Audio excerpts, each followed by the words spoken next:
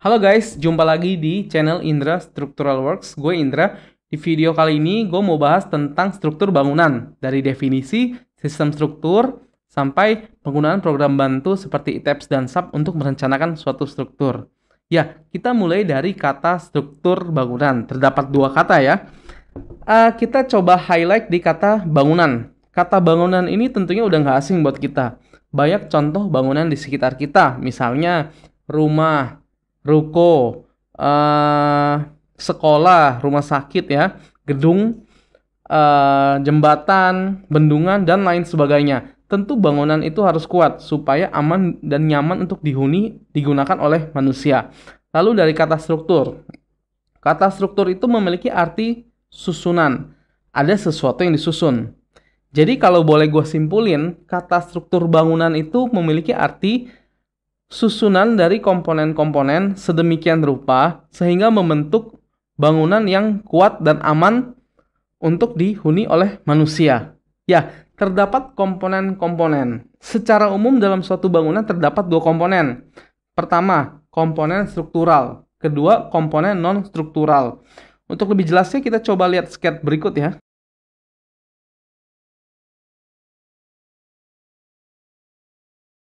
Komponen struktural dan juga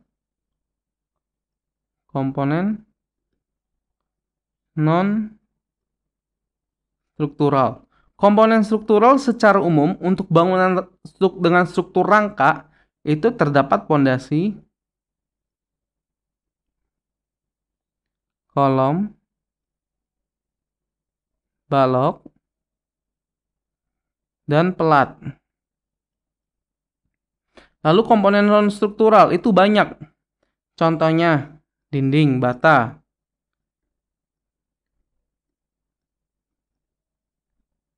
pasangan keramik,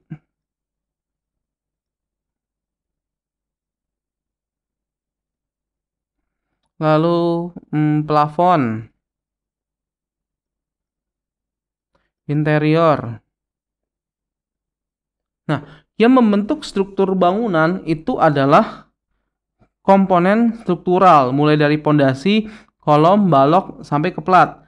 Tetapi kita juga memerlukan namanya komponen non-struktural. Misalnya kita mau mendirikan suatu rumah. Nggak mungkin dong rumah itu cuma ada pondasi, kolom, balok, pelat, tetapi nggak ada dinding batanya, nggak ada pasangan keramiknya, nggak ada plafon, nggak ada interior, nggak ada lain-lainnya. Itu menjadi satu rumah yang tidak nyaman untuk dihuni. Kuat sih kuat, tetapi tidak nyaman. Ya, sebagai contoh, katakan kita ada satu rumah ya, seperti ini. Ini dua dimensinya, lantai 1, lantai 2, lantai atap. Lalu kalau 3 dimensinya,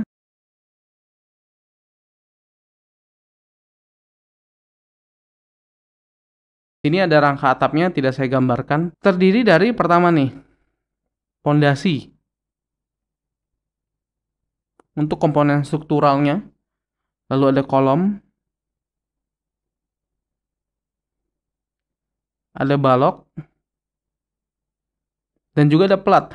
Pelat itu merupakan elemen struktur bidang ya. Komponen struktural yang berbentuk bidang. Sehingga ini gambarnya saya arsir.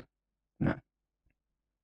Sehingga kalau saya potong, misalnya di sini, saya buat potongan, ya, ini bentuknya seperti ini. Ini balok ya, yang A, ini balok yang B.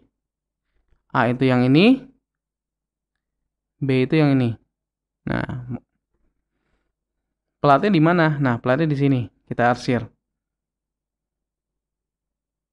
Nah, sehingga apabila ada beban di sini, misal beban manusia ya. Nah, si manusia ini akan pertama membebani si pelat. Dari pelat ini baru bebannya akan ditransfer ke balok A dan ke balok B.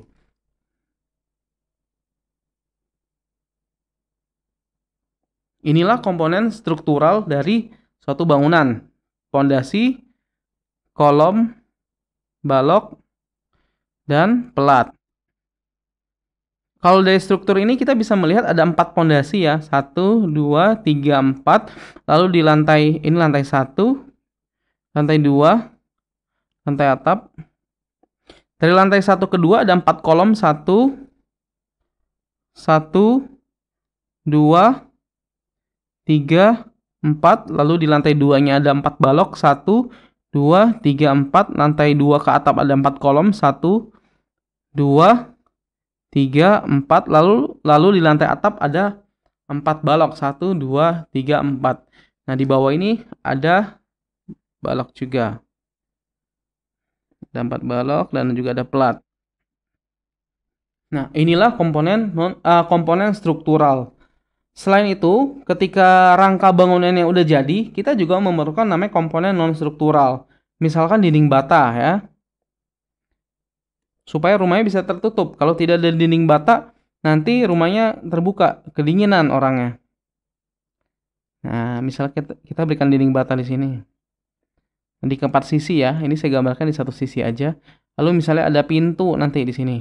Ada pintunya. Ada pintu. Ada jendela.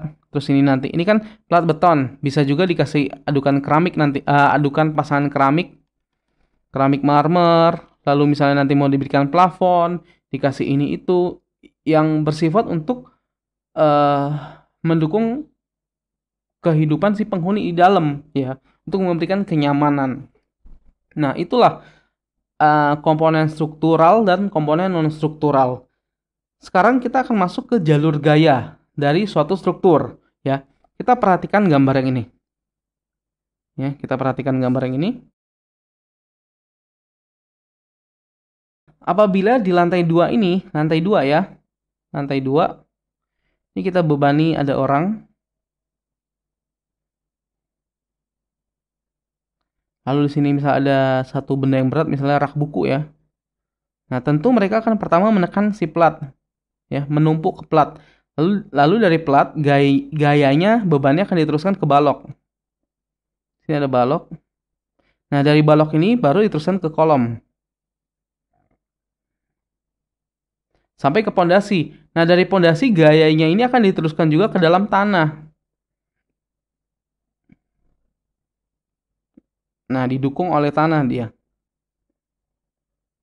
Sehingga ketika kita mendirikan suatu bangunan, mau desain suatu bangunan, kita perlu juga mempertimbangkan keadaan tanah di lahan yang bangunan tersebut akan dibangun. Apabila tanahnya bagus, kita bisa desain pondasinya sedemikian rupa sehingga hemat. Tetapi kalau misalnya tanahnya kurang bagus, misal lembek dan membubur gitu ya, maka kita desain pondasi mungkin bisa lebih boros di situ.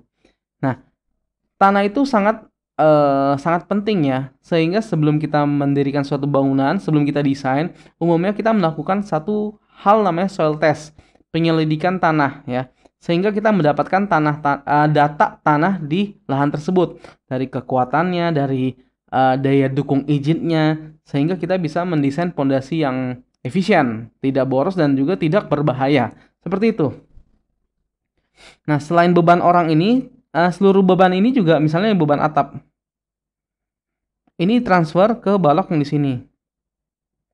Lalu dari balok ditransfer ke kolom sini. Ya.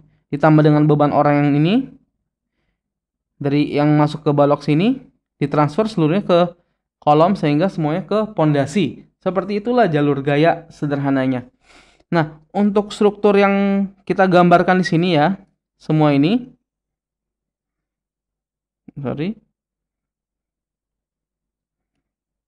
Struktur ini semua merupakan salah satu dari begitu banyak sistem struktur. Struktur ini disebut sistem struktur rangka pemikul momen. Nah, material struktur itu juga banyak. Ada beton, ada baja, ada juga kayu, dan juga ada material lainnya. Tetapi yang umum kita gunakan adalah beton dan baja. Dan sistem struktur yang umum kita gunakan adalah sistem struktur seperti ini. Sistem struktur rangka pemikul momen. Kita supaya gampang sebutnya kita sebut saja struktur rangka. Ya, struktur rangka ini banyak digunakan. Secara umum bangunan-bangunan di dunia ini menggunakan sistem struktur rangka. Seperti rumah, ruko, seperti gedung-gedung tinggi itu juga menggunakan struktur rangka. Tetapi mungkin untuk gedung tinggi ada tambahan berupa dinding ya, dinding beton. Itu akan kita bahas di video-video selanjutnya. Dapat banyak jenis sistem struktur, misalnya sistem struktur cantilever terbalik, ada juga sistem struktur rangka batang, sistem truss ya. Lalu juga seperti yang saya sebutin tadi, sistem struktur dengan dinding geser. Nah, banyak sistem struktur yang dapat digunakan, tetapi yang umum sekali lagi itu adalah sistem struktur rangka seperti ini. Nah, untuk struktur sederhana seperti ini, ya, struktur sederhana seperti ini, perhitungan manual dimungkinkan untuk merencanakan strukturnya, untuk menghitung beban-bebannya, menghitung kebutuhan pelat, balok, kolom, dan pondasinya menggunakan perhitungan manual itu bisa dilakukan. Tetapi untuk struktur yang lebih kompleks ya, misalnya seperti ini. Nah, ini ada satu struktur rangka, ini ada kolomnya 1, 2, 3, 4, 5, 6. Nah, terus di sini ada cantilever, dari cantilever ini ditumbuhin kolom ya. Nah, ditumbuhin kolom, terus cantilever lagi ditumbuhin kolom, lalu ada balok bentang panjang, lalu kolomnya menumpu juga di cantilever. Nah, struktur yang seperti ini termasuk struktur rumit, sehingga analisis manual menggunakan perhitungan manual tangan itu sangat repot ya, membutuhkan waktu yang lama. Tapi ada namanya program bantu. Contohnya yang terkenal adalah ITABS dan SAP. Ketika kita menggunakan program bantu itu, struktur seperti ini, yang tadi kita misalnya memerlukan 1 bulan, kita mungkin hanya memerlukan 1 hingga 2 hari. Nah, penggunaan program bantu itu sangat membantu kita ya untuk mengefisiensikan waktu. Ya, tapi kembali lagi namanya juga program bantu, buat saya itu nggak lebih dari sebuah kalkulator. Misalnya kita mau menghitung 3 tambah 3, kita tahu hasilnya 6. Tetapi ketika kita pencet kalkulatornya ya, kita pencet jadinya 3 tambah 2, hasilnya kan beda, bukan 6. Memberikan hasil yang kita bisa sebut salah ya. Nah, begitu juga dengan program bantu, apabila kita salah mengasumsikan data-datanya, kita salah input data-datanya, tentu itu akan menghasilkan keluaran struktur yang tidak tepat, tidak benar. Jadi, apa yang harus kita lakukan? Ya, pada prinsipnya yang terpenting adalah kita mengerti bagaimana cara perhitungan manual suatu struktur bangunan. Lalu kedua, kita juga mengerti bagaimana cara kerja program bantu tersebut. Ya, sehingga ketika kita mengerti dua hal itu, kita akan memiliki satu feeling ya.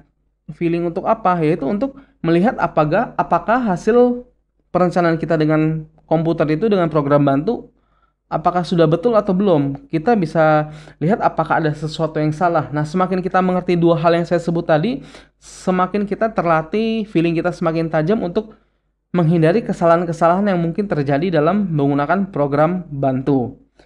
Ya, di video berikutnya gue akan membahas mengenai penyelesaian analisis struktur. Gue akan menggunakan metode cara perhitungan manual, menggunakan tangan, dan juga menggunakan program bantu. Nanti kita akan membandingkan hasilnya antara perhitungan manual dengan menggunakan program bantu. Lalu gue juga akan membuat video tentang merencanakan struktur beton, struktur rangka ya, 2 dimensi dan 3 dimensi menggunakan program bantu ITABS.